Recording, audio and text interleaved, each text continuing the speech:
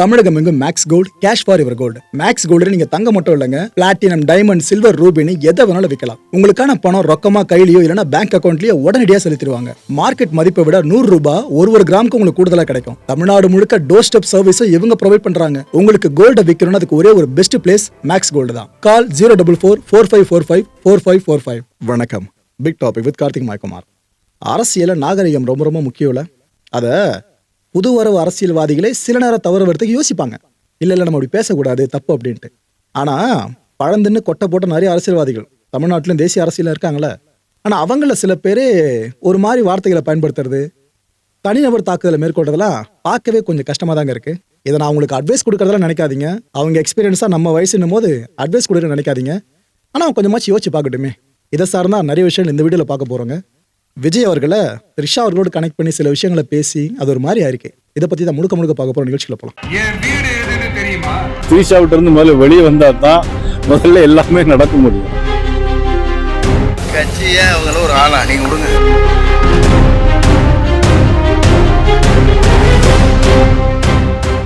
சமீபத்துல த்ரிஷா அவர்கள் ஒரு வீடியோவை வெளியிட்டு இருந்தாங்க. அதுல அவங்க என்னத்தை பத்தி பேசியிருந்தாங்க? மௌனம் பேசியதே படம் ரொம்ப வருஷத்துக்கு அப்புறம் ரீரிலீஸ் ஆகுது, அதை ரசிகர்கள் பார்த்து கொண்டாடணுன்ற மாதிரி தன்னோட ஃபர்ஸ்ட் படம்ன்ற விஷயத்தை கிளைம் பண்ணி அவங்க சொல்லியிருந்தாங்க. அந்த வீடியோ முதல்ல பார்த்துட்டு வந்துருங்களேன், அதுக்கப்புறம் தொடர்ந்து பேசுவோம். ஹாய், எல்லாருக்கும் வணக்கம். என்னோட ஃபர்ஸ்ட் ஃபில்ம் மௌனம் பேசியதே ரீரிலீஸ் ஆக போகுது ஆன் Feb 13th. கண்டிப்பாக போய் பாருங்க. It's also an extra special week, ஏன்னா இது வேலண்டைன்ஸ் வீக். இது ஒரு ஸ்பெஷல் ஃபில்ம்னு நான் சொல்ல தேவையே இல்லை. It will always be special to me, ஏன்னா it was my first release. இங்கேருந்து தான் எல்லாமே ஸ்டார்ட் ஆச்சு. So today I just want to send my team a lot of love and regards. Ganesh sir, my producer, wishing you all the best again for a theatrical release. Amir sir, எனக்கு ரொம்ப சந்தோஷம். நான் உங்களோட என்னோட first year in cinema நான் உங்களோட work பண்ணேன். இந்த டீமில் நான் எப்பவும் யாருமே என்னை ஒரு நியூ கமராக ட்ரீட் பண்ணல. I felt at home always. And of course Suriya, I am very happy that I had my first release with Suriya. ஏன்னா இது என்ன ஸ்பெஷல்னா என் அடுத்த release as of today is also with him. So I really feel like இது ஒரு full சர்க்கிளாக நான் வந்திருக்கேன்னு. And of course all the technicians, the rest of the cast and crew, Yuvan's music, இன்னி வரைக்கும் இது ஒரு most popular album and which has some great songs. And Laila, it was such a pleasure to meet her then and work with her. So sending everybody a lot of love and poi paranga, enjoy pananga and text me after that. Thank you. Bye. எதை பத்தி பாத்தீங்க? மௌனம் பேசியது. இப்பயும் ஒரு மௌனம் பேசியிருக்குன்னு தான் சொல்லணும். நம்ம தமிழக பாஜக தலைவர் நயினார் நாகேந்திரன் இருக்கார்ல, ரொம்ப மௌனத்துக்கு பேர் போன ஆளுங்க, அமைதியா இருப்பாப்ல. சீரியஸான ஒரு கேள்வி கூட ரொம்ப சட்டிலா பதில் சொல்லுவாப்ல. பெருசா கோபத்தை அவருக்கு நீங்க பார்க்கவே முடியாது. ரொம்ப பரபரப்பா பதட்டமா ஆக மாட்டாப்ல. பிரஸ் மீட்டை சூப்பரா ஹேண்டில் பண்ணுவாரு. ஸ்மூத்தா போக எல்லாமே. ஒரு வார்த்தைகளையும் மைண்ட்ல எடிட் பண்ணி பேசுறவர். இந்த அளவுக்கு நாம நம்பிட்டு இருக்கோம். ஏன்னா அவர் அந்த அளவுக்கு அரசியல் அனுபவம் கொண்டவர். தேசிய கட்சி பாஜக, நாட்டை ஆண்டுகிட்டு இருக்க கட்சி, அந்த கட்சியை தமிழ்நாட்டில் ரெப்ரசென்ட் பண்றவர்ன்றதுனாலேயே நமக்கு அவர் மேல அளவு கடந்த மரியாதை இருக்கதான் செய்யுது. ஆனா அப்பேற்பட்ட மௌனம் இப்ப பேசி இருக்கிறது வேற மாதிரி இருக்குங்க. என்ன சொல்லியிருக்காப்ல? முதல்ல விஜய் அவர்களை பயங்கரமா சர்க்கஸமா கிண்டல் பண்ற மாதிரி பேசிட்டு அதுக்கப்புறம் தான் த்ரிஷா சார்ந்த அந்த விஷயங்களை சொல்லியிருந்தாரு.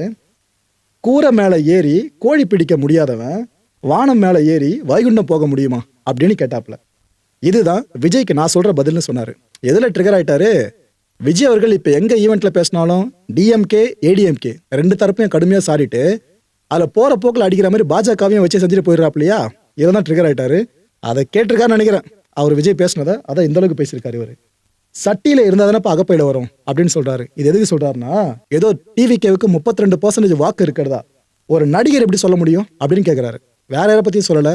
விஜய் அவர்கள் இன்னொரு அரசியல் கட்சி தலைவரா தாம் பார்க்கலன்றதான் அவர் இங்க அப்படி சொல்றாரு. ஒரு நடிகர் எப்படி சொல்ல முடியும்னு சொல்லிட்டு அதுக்கப்புறம் தான் அது போல சில விஷயங்கள் சொல்றாப்ல. பாவம், அனுபவமே இல்லாதவர் விஜய்னு சொல்லிட்டு அவர்லாம் எனக்கு ஒரு ஆளே இல்லை அப்படின்ட்டாருங்க. முதல்ல வீட்டில இருந்து அவர் வெளியே வரணும் அப்படின்னு சொல்லிட்டு த்ரிஷா வீட்டில இருந்து முதல்ல வெளியே வரணுன்ற மாதிரி சொல்லிட்டாரு. ஆக்சுவலா சக நடிகர் நடிகைகளை இது போல ஸ்டேட்மெண்ட்டை இன்னொருத்தர் சார்ந்து விட மாட்டாங்க. ஆனா தமிழக பாஜகவோட தலைவர் அப்பேற்பட ஒருத்தர் இது போல வார்த்தைகளை பயன்படுத்துறது எனக்கு உள்ளபடியே ஷாக்கு. முதல்ல இந்த விஷயத்தை நான் பார்க்கும்போது இவர் சொல்லியிருக்க மாட்டாருப்பா அப்படின்னு தான் நினைச்சேன். திரும்ப திரும்ப திரும்ப அந்த வீடியோவை பார்த்து பார்த்து பார்த்து ஏன்னா மேனிபுலேட் பண்ணியிருக்காங்களோ வச்சு பார்த்துட்டு முடிவு பண்றேன். அண்ணன் தான் சொல்லியிருக்காரு இந்த விஷயத்த. இது எனக்கே சமஷாக்கு, எப்படி அவர் வாயில இந்த போல வார்த்தைகள் வந்துச்சு அப்படின்ட்டு. குடும்பத்தோடு நல்ல உறவு வைக்கணும்னு சொல்லியிருக்காருங்க. ஓகே, இதை நான் எக்ஸ்பிளைன் பண்ண விரும்பல. குடும்பஸ்தனா வந்து கட்சி நடத்தணும் அப்படின்ற மாதிரி சொல்லியிருக்காரு. ஆக்சுவலா இவ்வளவு விஷயம் சொல்லிட்டார்ல. ஏற்கனவே த்ரிஷா அவர்களை சார்ந்து பல பேர் என்னென்னவோ பேசியிருக்காங்க. அதாவது எந்த விஷயம் எங்க பெருசானாலும் அதை டைவர்ட் பண்ற மாதிரி பல பேரும் போய் நிக்கிற இடம் த்ரிஷா அவர்கள் விஷயமா மாறிடுது. மன்சூர் அலிகான் அவர்கள் இதுக்கு முன்னாடி என்னென்ன பேசி எவ்வளவு பெரிய பஞ்சாயத்தா போச்சு கண்டிப்பா உங்களுக்கு தெரிஞ்சிருக்கும். அப்ப த்ரிஷா அவர்கள் எந்த அளவுக்கு கோபப்பட்டாங்கன்ற விஷயமும் நான் உங்களுக்கு புதுசு கிடையாது சொல்லி. அப்பேற்பட்ட த்ரிஷா இவர் எதிர்ப்பாங்கன்னு நினைக்கிறீங்களா? இப்ப இந்த அளவு பேசிட்டாரு. த்ரிஷா அவர்கள் தரப்புல இருந்து ஏதாவது இவர் எதிராக கருத்து இல்லைனா ஸ்டேட்மெண்ட் ஆச்சு வெளியாகும் நினைக்கிறீங்களா? ஓகே, ரைட்டை விடுங்க. நாஞ்சில் சம்பத் அவர்கள் தாவேகா பரப்புரை செயலாளர்.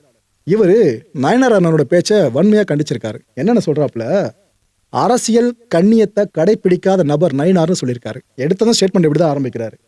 இந்த அடிப்படை அறிவே இல்லாம அவர் பேசியிருக்கிறதா சொல்லிட்டு அறிவாலயத்தை திட்டினா கமலாலயத்துல இருக்கிற ஒருத்தருக்கு காய்ச்சல் வருது அப்படின்றாரு. அதான் டிவி அடிக்கடி சொல்லுவாங்களே, திமுக பாஜக மறைமுக கூட்டணின்ற மாதிரி. அந்த விஷயத்தை தான் மறைமுகமா அவர் இங்க சொல்லியிருக்காரு. அப்போ 2 ஆலயமும் ஒரே ஆலயமா ஆயிடுச்சா அப்படின்னு கேட்டுட்டு, முதல்ல உங்க முதுகுல படிஞ்சிருக்க அந்த கரைகளை கழுவுங்க, அதுக்கப்புறம் எங்க தலைவர் சார்ந்து பேசலான்ற மாதிரி இவர் ஒரு பக்கம் விஜய் அவர்களை டிஃபெண்ட் பண்ணி பேச ஆரம்பிச்சிருக்காரு. மக்களே, வேற எந்த விஷயம் சார்ந்து நாம ஒரு கண்டென்ட் எடுத்து கொடுத்தாலும் ஓகே, அப்படிதான் பண்ணியிருக்கோம். ஆனா இவர் பேசின அந்த ஒரு விஷயம் இருக்குல்ல, தனிநபர் தாக்குதல், ஆப்வியஸா அது ஒரு நபரை பர்சனல் அட்டாக் பண்ற விஷயம் தான். ஆனா அதை வச்சு எல்லாரும் டிபேட் பண்ற மாதிரி கொண்டு வந்து விட்டாங்களே. தமிழச்சி தங்கபாண்டியன் அவர்கள் திமுகவோட பெரிய முகம், இவங்க த்ரிஷாவுக்காக இப்ப டிஃபெண்ட் பண்ண வந்திருக்காங்க. என்னென்ன சொல்லியிருக்காங்கன்னா, பொது வெளியில பயணிக்கிற ஒருத்தவங்க பெண்மணி, இவங்களை பத்தி அவதூறா பேசுறது அழகில்லைங்க அப்படின்றாங்க. நயனார் அண்ணன் பேசினார்ல, அதான் இப்படி சொல்றாங்க. பெண்களை கண்ணியத்தோடு பேசுறதும் அவங்கள கண்ணியமா நடத்துறதும் தான் நாகரிகம், அரசியல் நாகரிகம். இந்த நாட்டை ஆடுற கட்சியோட மாநில தலைவராக இருந்துக்கிட்டு நீங்க போயிட்டு இது போடலாம் அப்படின்ற மாதிரி இவங்க ஒரு பக்கம் பேசியிருக்காங்க. ஸோ இந்த விஷயத்துல திமுகவும் பாஜகவுக்கு எதிராக மைலேஜ் கெயின் பண்ற மாதிரி சில விஷயங்களை பண்ணுவாங்க. தேர்தல் நெருங்க சின்ன சின்ன விஷயத்தையும் ஒரு கட்சியும் அரசியலா மாத்துவாங்க. அதை இப்ப பர்ஃபெக்டா போயிட்டு இருக்கு. ஆனா டிவிகேவை வச்சுதான் மற்ற எல்லா பார்ட்டிஸும் அரசியலை பெருசா கொண்டு போறாங்க. டிவிக்கு என்ன பண்ணிட்டு இருக்கு? இந்த கேள்வியை கேட்டா ஏன் பக்கம் பல பேர் திரும்புவீங்க. சரி, ஓகே, ரைட், விடுங்க. தனிப்பட்ட வாழ்க்கையில யார் இங்க தூயவான்? யாரோ ஒருத்தர் சொல்லுங்க பார்ப்போம். அதான் ஒரு பிரபல பைபிள் கதையை கேள்விப்பட்டிருப்பீங்களே. ஒரு விலை மாதிரின்னு சொல்லிட்டு ஒரு பொண்ணை அப்படி நடு ரோட்டில் நிற்க வைக்கிறாங்க. அப்ப இயேசு அவர்கள் கிட்ட நிறைய பேர் போய் முறையிடுறாங்க, இந்த பொண்ணை தண்டிக்கணும் அப்படின்னு சொல்லிட்டு. அப்ப இயேசு சொன்ன ஒரே ஒரு விஷயம், உங்களை யாரு சுத்தமானவங்களோ நீங்க முதல்ல கல்லை இந்த பொண்ணு மேலே விட்டு எரிங்கப்பா அப்படின்றாங்க. ஒரு கல்லை அந்த பொண்ணு மேலே வந்து விழல. என்ன அர்த்தம்? எல்லாரும் மனுஷ பிறப்பா பிறந்தாலே புரியும் உங்களுக்கு. அப்படிதான் எல்லாரும் இருக்கும். ஆனா அவங்க சார்ந்திருக்க துறையில எந்த அளவுக்கு தூய்மையா இருக்காங்க அதைத்தான் பார்க்கணுமே தவிர, நீ பர்சனல் லைஃப்ல உருப்படியா இருந்தா மட்டும்தான் நீ இங்க வரணும்.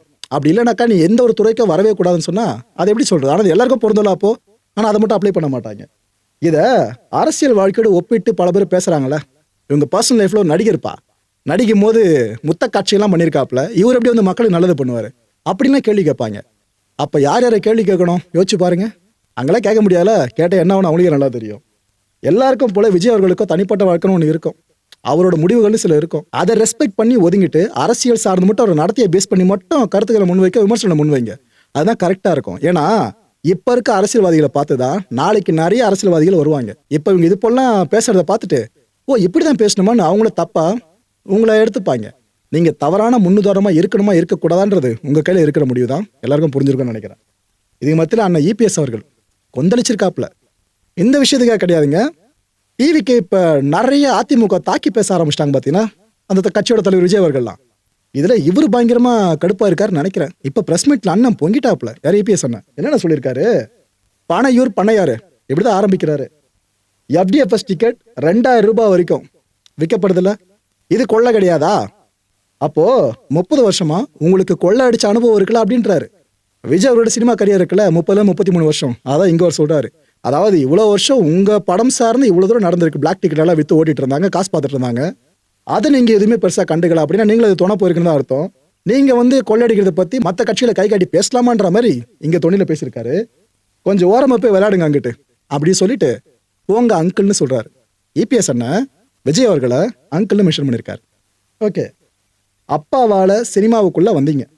ரஜினிகாந்த், விஜயகாந்த் இவங்கள காப்பி பேஸ்ட் பண்ணீங்க. அதுக்கப்புறம் அரசியல் என்ன பண்றீங்க? பிற கட்சி தலைவர்கள் இருக்காங்களே அவங்களோட லெகசியை திருடி அதையும் காப்பி பேஸ்ட் பண்றீங்க. இப்படி அடுத்தவர் குதிரையில சவாரி செய்யற நீங்க எப்படி ஒரிஜினல் ஆவீங்க அப்படின்லாம் கேட்டிருக்காரு. அண்ணன் இந்த அளவுக்கு எமோஷனல் ஆகி கடுப்பாகி பேசுறாருன்னா அப்ப விஜய் அவர்கள் எந்த அளவுக்கு ட்ரிகர் பண்ற மாதிரி பேசியிருப்பாங்க அந்த முந்தைய சேலம் ஈவெண்ட்ல. நீங்களும் கொஞ்சம் யோசிச்சு பாருங்க. ஒரு பிரச்சனைக்காக 72 நாட்கள் வீட்டில இருந்து நீங்க வெளியவே வரல. 15 நாட்கள் ஆபீஸே மூடிட்டு போயிட்டீங்க. பிரச்சனையை சந்திக்கிற திறனே உங்ககிட்ட கிடையாது. நீங்க எல்லாம் இவ்வளவு பேசுறீங்க அப்படின்ற மாதிரி சொல்லியிருக்காரு இவரு. ஆக்சுவலா கரூர் துயரம் நடந்துச்சுல, அப்ப விஜய் அவர்களை டிஃபெண்ட் பண்ண முதல் பர்சன் யார் தெரியுமா? இபிஎஸ் அண்ணன் தான். அப்போ நம்ம சேனலில் ஃபுல்லாக வீடியோஸ் பார்த்துருப்பீங்க நம்புறேன். அப்போ அண்ணன் தெளிவாக ஒரு விஷயம் சொன்னார். எங்க ஏதோ ஒன்று நடந்துருச்சு, பாவம் அவர் என்ன மனநிலையில் இருப்பாரோ, இப்போ எப்படி இருக்குன்ற மாதிரி விஜய் அவர்கள் இடத்துலயே இருந்த மாதிரி பேசிட்டு இருந்தாப்புல இபிஎஸ் அண்ணன். ஆனால் இப்போ இந்த அளவுக்கு இவர் பேசுறாருன்னா விஜய் அவர்கள் பேச வச்சிருக்காருன்னு தான் சொன்னோம். ஏன்னா அவரும் அதிமுக சார்ந்து பெருசாலாம் இப்போ எந்த ஒரு விமர்சனத்தையும் பதிவு பண்ணல. அதுக்கப்புறம் தான் கூட்டணி இல்லைன்ற விஷயம் கிட்டத்தட்ட கன்ஃபார்ம் ஆகும்போது தான் விஜய் அவர்களும் அதிமுகவுக்கு ஒரு ஃபுல் பிளட்ஜ் அகைன்ஸ்ட் ஸ்டாண்ட் எடுத்தாப்புல. அதிமுக டிவிகேக்கு அகைன்ஸ்ட் ஸ்டாண்ட இந்த அளவுக்கு எடுத்திருக்கிறது திட்டவட்டமா தெரியுதுங்க. இதுக்கு மத்தியில தமிழக காங்கிரஸ் தலைவர் இருக்கார்ல செல்வ பெருந்தகை அவர்கள், இவங்க ஒரு விஷயத்தை இப்ப ஸ்டேட்மெண்ட்டா வெளியிட்டு இருக்காங்க. என்ன சொல்றாங்க? சேலத்துல இந்த தாவேகா கூட்டத்துல சூரஜ் அவர்கள் இறந்தாங்கல்ல, புலம்பெயர் தொழிலாளருங்க, ஓகேவா, இறந்தாங்கல்ல, இவரோட இறப்பு செய்தியை கேட்டு நான் மிகுந்த வேதனை அடையிறேன். இவ்வளவு சின்ன வயசுல இப்படி இறந்திருக்காருல, இது நினைக்கிறப்ப எனக்கு ரொம்ப கஷ்டமா இருக்கு. ஸோ இதெல்லாம் நடந்திருக்க கூடாதுன்ற மாதிரி சொல்லியிருக்காருங்க. புரியுதா? ஆக்சுவலா உண்மை என்னன்னாக்கா, ஒரு பிரம்மாண்டமான கூட்டம் நடக்குதுன்னா அரசியல் கட்சி கூட்டத்தை பத்தி மட்டும் நான் சொல்லல, எந்த ஒரு பிரம்மாண்ட கூட்டம் ஒன்று நடக்கிறதா இருந்தாலும் அங்க அசம்பாவிதங்கள் தவிர்க்க முடியாத ஒண்ணு. எல்லா பாதுகாப்பு பணியில் ஈடுபடுறவங்க தவிர்க்கணும் தான் போராடுவாங்க. ஆனா அதையும் தாண்டி ஒரு சில விஷயங்கள் நடந்துடும். ஆக்ட் ஆஃப் காடுன்னு நம்ம விட்டு ஒதுங்குற மாதிரி இருக்கு. அது போல விஷயம் தான் நடந்து முடிஞ்சிருந்துச்சு. பட் ஆனா தேர்தல் நெருங்கி இருக்குல்ல, ஒரு உயிர் கிடையாதுங்க, ஒரு காயம் ஒன்று ஏற்பட்டாலே போதும், அது பெரிய விஷயமா மாற்றப்படும். இப்போ வரைக்கும் அதான் பெருசா போய்கிட்டு இருக்கு. ஆக்சுவலா டிவிகே கூட்டத்தில் மட்டும்தான் உயிர் பலிலாம் போகுது அதுன்னு பல பேர் சொல்றாங்களே, அதை உள்ளபடியே அப்படியே ஏற்றுக்காதீங்க மக்களே. நீங்க மற்ற அரசியல் கட்சிகள் சார்ந்து எந்தெந்த கூட்டத்தில் எத்தனை பேருக்கு என்னென்ன நடந்திருக்குன்னு லிஸ்ட் எடுத்தீங்கன்னாக்கா அது பெரிய கவுண்டே போகும். ஸோ இதுல ஒரு கட்சியை மட்டும் பாயிண்ட் பண்ணி பேசுறது சரியா எனக்கு படலை. ஆக்சுவலா இதுவும் அரசியல் தான். ஆனா அரசியல் பண்ணுவாங்க, அதான் அரசியல்வாதிங்க. அரசியல் காலத்தில் பெருசா சாதிக்கணும்னு சொல்லிட்டு ஆசையோட டிவிக்கு வந்திருக்கீங்களே, நீங்களும் அரசியல் பண்ணா மட்டும்தான் உங்களால சஸ்டெயின் பண்ண முடியும், இல்லைன்னா ரொம்ப கஷ்டம். அதுவும் திமுக சார்பு ஊடகங்கள் இருக்குல்ல, அதெல்லாம் பிரதான செய்தியை பார்த்தீங்கன்னா சூரஜ் அவர்கள் மரணம் சார்ந்துதான். அவரோட அண்டை வீட்டார் இருப்பாங்களே, அவங்க கிட்டலாம் மைக்கை போட்டு பல விஷயங்களை கேட்க ஆரம்பிச்சிட்டாங்க. அதுவும் நிறைய விஷயங்களை சொல்றாங்க லிட்டரலா. எங்க இது போல ஆயிடுச்சுங்க, ரொம்ப தங்கமானவருங்க அது இதுன்னு பல பேரை சொல்லி அடலாம் ஆரம்பிக்கிறாங்க. இதை திரும்ப திரும்ப திரும்ப லூப்ல அவங்க போட்டுட்டே இருக்காங்க. இதை மக்கள் தொடர்ந்து பாக்குறப்ப அவங்க மைண்ட் செட் எப்படி மாறும்?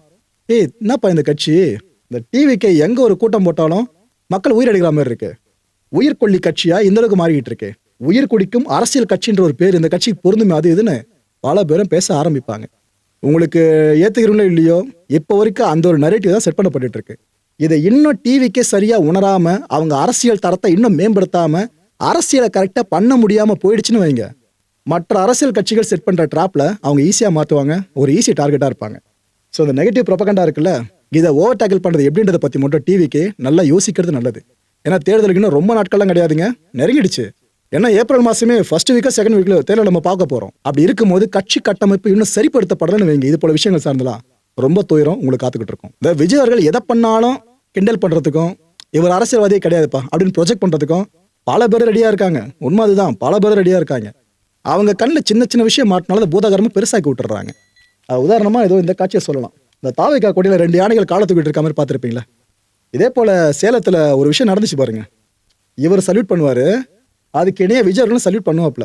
இது அவருக்கு கொடுக்குற மரியாதை, அவர் தான் ஃபுல்லா அரேஞ்ச் பண்ணியிருக்காரு, அதனால இந்த மரியாதை கொடுத்துருந்தாப்ல. வேலை கொடுக்கறதுக்கு முன்னாடி இந்த ஒரு விஷயம் நடந்திருக்கும். இதுல என்ன தப்பு இருக்கு? தப்பு இல்லைல்ல. ஆனா இதையே பல பேர் எள்ளி நகையாடிட்டு இருக்காங்க, என்ன ஒரு கட்சி தலைவர் எல்லாம் பண்ணலாமா அப்படின்ட்டு. எதுக்குமே வரைமுறைலாம் கிடையாதுங்க. ஏன்னா எலெக்ஷன் நெருங்கும் போது வேட்பாளர்கள் நோட் பண்ணி பாருங்க, சிக்கன் பக்கோடா போட்டு கொடுப்பாங்க, கோலமாவை கையில வாங்கி கோலம் போட்டு கொடுப்பாங்க, பம்ப் அடிச்சு கொடுப்பாங்க, ஃபுல்லா என்னென்ன பண்ண முடியும் இதெல்லாம் பண்ணுவாங்க. அப்ப அதெல்லாம் கிண்டல் பண்ணி இதெல்லாம் வேணான்னு சொல்லுவீங்களா? அரசியல்வாதிக்கு பவுண்டரி கிடையாது. இதுவே புரியாம பல பேரும் இது போல பண்ணிட்டாருன்னு இவரை எள்ளி நகையாடுறதுலாம் ஏத்துக்க முடியாத விஷயங்க. ரைட்டு, மக்களை இந்த கான்டென்ட்டை பொறுத்த மனசு ஒரு வினா இருக்கு. முடிஞ்சதுக்கான பதில்களை கீழே கமெண்ட் செக்ஷன்ல கமெண்ட்டா போஸ்ட் பண்ணுங்க. அதாவது விஜய் அவர்கள் மீதான அரசியல் ரீதியான தாக்குதலை விட்டுருங்க, அவரோட பிஹேவியர் சார்ந்த தாக்குதலோட விட்டுருங்க, அதுவும் அரசியல் ரீதியாக தான் சொல்றேன். அதை தாண்டி தனிநபர் தாக்குதல், அவரோட பர்சனல் லைஃப் சார்ந்த பல பேரும் நோண்டுறாங்களே, அதுவும் ஒரு பெண்ணை மையப்படுத்தி இது போல பேசுறது, இது போல விஷயம் நீங்க எப்படி பாக்குறீங்க மக்களே? இது போல ஒருத்தவங்க பேசுறாங்க அப்படின்னா அவங்க சார்ந்த பார்ட்டி இருக்குல்ல, அதோட ஓட் பேங்க் ஓரளவுக்காச்சும் கீழே சரியும் நீங்க நினைக்கிறீங்களா? ஜஸ்ட் உள்ளபடி உங்க மனசுல இருக்கிறத நான் ஓப்பனா கேட்கிற, வேற எதுவும் இல்லை. தவறுகள் செய்வாங்க மனுஷங்க, ஆனா அதுல திருத்திக்கிறானா இல்லையா, இதுதான் பெரிய விஷயம். இதை நம்ம நோட் பண்ணி பார்க்கணும். அதுதான் ஒரு நல்ல மனுஷனுக்கான அழகாவும் பார்ப்போம். அதாவது இந்த கேள்வியை முன் வச்சிருக்கேன். இதுல உங்களோட பெர்ஸ்பெக்டிவ் என்ன இருக்கு? அடுத்த நிகழ்ச்சி சந்திக்கலாம். நன்றி, வணக்கம். தமிழகம் எங்கும் Max Gold, cash for your gold. Max Gold நீங்க தங்க மட்டும் இல்லைங்க, பிளாட்டினம், டைமண்ட், சில்வர், ரூபினி எதை வேணாலும் விற்கலாம். உங்களுக்கான பணம் ரொக்கமா கையிலயோ இல்லைன்னா பேங்க் அக்கௌண்ட்லயோ உடனடியாக செலுத்திடுவாங்க. மார்க்கெட் மதிப்பை விட 100 ரூபாய் ஒரு கிராமுக்கு உங்களுக்கு கூடுதலா கிடைக்கும். தமிழ்நாடு முழுக்க டோர் ஸ்டெப் சர்வீஸ் இவங்க ப்ரொவைட் பண்றாங்க. உங்களுக்கு கோல்ட விற்கணும்னு அதுக்கு ஒரே ஒரு பெஸ்ட் பிளேஸ் மேக்ஸ் கோல்டு தான். கால் 04445454545. என் நண்பர் மாயம் ஸ்டுடியோஸ் நேயர்களே, மாயம் பக்தின்னு ஆன்மீகத்துக்காக பிரத்யேகமா ஒரு சேனலை கொண்டு வந்திருக்கோம். மறக்காம சப்ஸ்கிரைப் பண்ணி அந்த சேனலுக்கு உங்களோட ஆதரவை மனப்பூர்வமா தெரிவிங்க. வணக்கம் மாயம் ஸ்டுடியோஸ் நண்பர்களே. மாயம் ட்ரெண்ட்ஸ் அப்படின்ற ஒரு புதிய ஃபேஸ்புக் பேஜை ஓப்பன் பண்ணியிருக்கோம். நீங்கள் யூடியூப்ல பார்த்துட்டு இருக்கீங்களா நம்மளோட கான்டென்ட்ஸ்லாம், இதெல்லாம் விட ஒரு படி மேலே ரொம்ப கிறிஸ்பாகவும் ரொம்ப சூப்பராகவும் நிறைய கான்டென்ட்ஸ் உங்களுக்கு இந்த பேஜில் காத்துட்டு இருக்குங்க. ஸோ உடனடியாக ஃபேஸ்புக் பிளாட்ஃபார்ம் போங்க, மாயம் ட்ரெண்ட்ஸ்னு டைப் பண்ணி சர்ச் பண்ணி நம்ம பேஜை ஃபாலோ பண்ணுங்க. அப்படியே நம்ம சேனலையும் நீங்கள் சப்ஸ்கிரைப் பண்ணிட்டீங்க அப்படின்னா இன்னும் நிறைய புது புது கான்டென்ட்ஸை உங்களுக்காக ப்ரொடியூஸ் பண்ணி கொடுத்துக்கிட்டே இருப்பாங்க. நீங்கள் பண்ணுற ஒவ்வொரு சப்ஸ்கிரிப்ஷனும் எங்களுக்கு பெரிய மோட்டிவேஷனாக அமையும்.